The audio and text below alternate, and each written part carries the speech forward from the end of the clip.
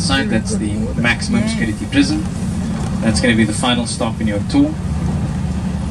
You find usually you are taken in by a former political prisoner. The former prisoners you'll find for many years, since the museum was established in 1997, have actually done the tours inside. It's to give you a personal feel of what it was like to have been on this island.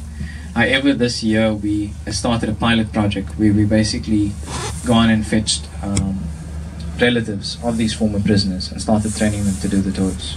It's a very simple, direct logistical reason. The former prisoners come from a generation that is slowly but surely dying out. Basically, they're getting older and older. And the day will come eventually where there's not any of them around to actually do these tours. We still want to...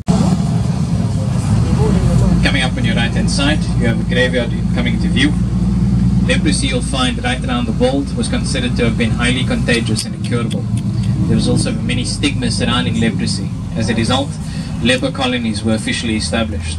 Leper colonies being nice ways of saying isolation until death. Leper colonies, you'll find, are usually put into places of remote locations. Robben Island became the location for the Cape. Alongside leprosy sufferers, they sent the societies unwanted, which was the chronically ill, the mentally insane, and the extremely poor. Once they arrived on the island, they were separated into two groups. Males were kept on this side, females were flung onto the far side. And they basically used soldiers down the island, center of the island, to separate the two groups with a living barrier. The idea is the two groups can't interact, therefore there's no babies being born, therefore leprosy dies with these people. You find the long-term result is because of leper colonies like Robben Island, little to no research was actually going into leprosy, and it took a very long time before it was established. It's actually caused by a bacteria. It's actually very easily cured.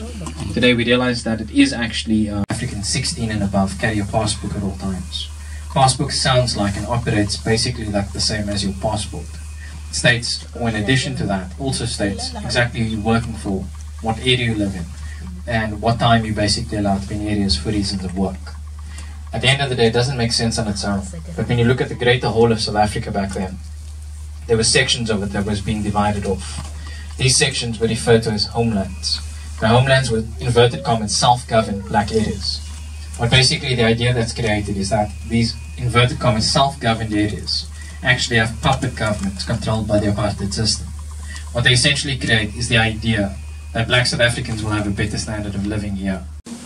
Take a picture or two, and then you can stand there like 3-4 meters away. Fourth door on the right side, Nelson Mandela said.